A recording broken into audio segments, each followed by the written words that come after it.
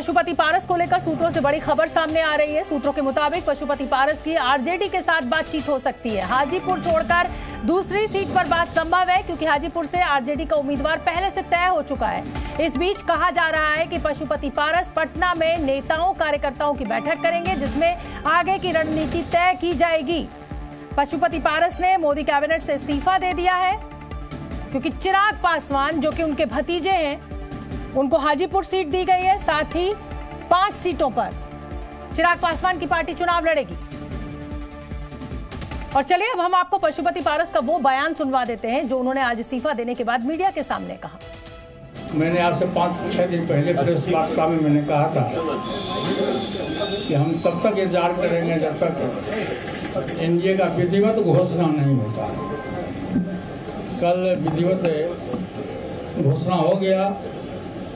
हम लोग 5 सांसद थे, हमारी पार्टी में 5 सांसद थे। मैंने बहुत ईमानदारी, बहुत लगन से, वफादारी से मैंने एनडीए की सेवा की।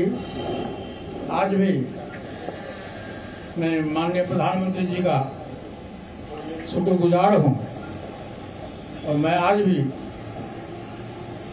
वो देश के नेता हैं, बड़े नेता हैं, लेकिन हमारी पार्टी के साथ और व्यक्तिगत रूप से हमारे साथ नाइंसाफी हुई।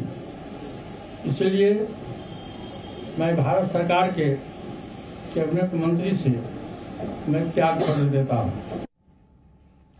और इसी बड़ी खबर पर जी न्यूज के 2 संवाददाता मेरे साथ लाइव जुड़ रहे हैं। रविंद्र दिल्ली से जुड़े हुए हैं और अंजलि सिंह भी मेरे साथ जुड़ गई हैं। रविंद्र, पहले आपका रुख करूंगी। आज पशुपति पारस ने कहा कि साहब उनके साथ अन्याय हो गया है। क्या माना जाए, बीजेपी ने कहीं ना कहीं ये आंक लिया कि जनता का समर्थन जो है वो चिराग पासवान के साथ है और इसीलिए पशुपति पारस की बलि देने में 1 मिनट की भी देरी नहीं लगाई गई। सीटों के मामले में बलि से मेरा मतलब बलि नहीं है भाई, पता चले मेरे ऊपर अभी मुकदमा दर्ज हो जाए। रामविलास पासवान की जो जनाधार है वो जाहिर तौर पर चिराग पासवान के पास उत्तराधिकारी के तौर पर गया है। हालांकि पशुपति पारस को ये हमेशा कहा करते हैं पशुपति पारस कि रामविलास पासवान ने अपने उत्तराधिकारी के तौर पर हाजीपुर सीट उनको दिया था और जहां से वो चुनाव लड़ना चाहते हैं। अब बीजेपी को लगा कि जनाधार चिराग पासवान के पास है और लॉयल्टी है पशुपति पारस के पास, लेकिन सत्ता में जीत काफी, सियासत में जीत काफी मायने रखती है, लॉयल्टी से ज्यादा जनाधार, और इसलिए चिराग पासवान का पलड़ा भारी हुआ, पशुपति पारस का हल्का हुआ। हालांकि बीजेपी ने अपनी तरफ से 2 ऑफर उनको दिए थे कि दोनों चाचा भतीजा की पार्टी मर्ज कर लीजिए और आपस में 5-6 जो सीटें हैं वो उसको बांट लीजिए। उस पर दोनों एग्री नहीं हुए। दूसरा ऑफर दिया था कि या तो आपको राज्यपाल या राज्यसभा सदस्य बना देंगे और जो भतीजा है रामचंद्र पासवान का जो बेटा प्रिंस, उनको बिहार में मंत्रिमंडल में शामिल कर लिया जाए। तो एक चिराग पासवान दिल्ली की राजनीति करेंगे जैसे रामविलास पासवान करते थे, और उसी तरह से आप जब बिहार की राजनीति करते थे उसी तरह प्रिंस बिहार की राजनीति करता।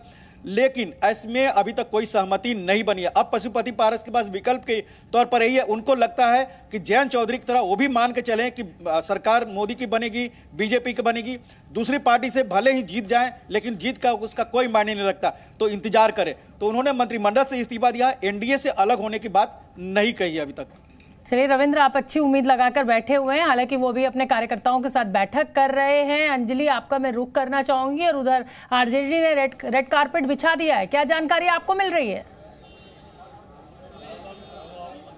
जी देखिए, भले ही आरजेडी की ओर से इस तरह के बयान निकलकर सामने आ रहे हों कि पशुपति पारस उनके साथ शामिल हो जाएं, जैसा कि तेज प्रताप यादव ने भी एक बयान दिया, लेकिन यहाँ पर पेंच जरूर फंसेगा, क्योंकि अभी तो कांग्रेस और आरजेडी के बीच में ही सीटें कैसे बांटी जाएंगी और साथ में लेफ्ट पार्टियां भी शामिल हैं बिहार में। ऐसे में पशुपति पारस को भी अगर रास्ता दे दिया जाता है तो जाहिर सी बात है कि उनको भी आपको एडजस्ट करना पड़ेगा अगर वो चाहते हैं कि वो शामिल हो।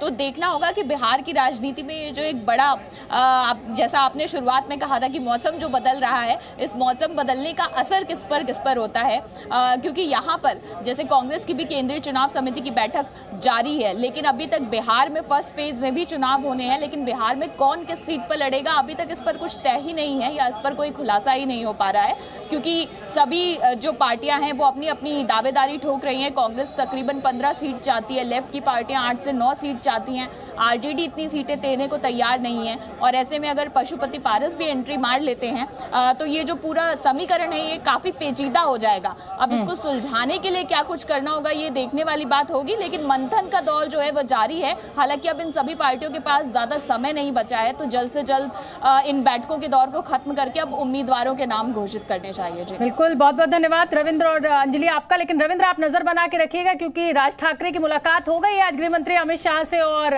बैठक भी चल रही है महाराष्ट्र की सीटों को लेकर।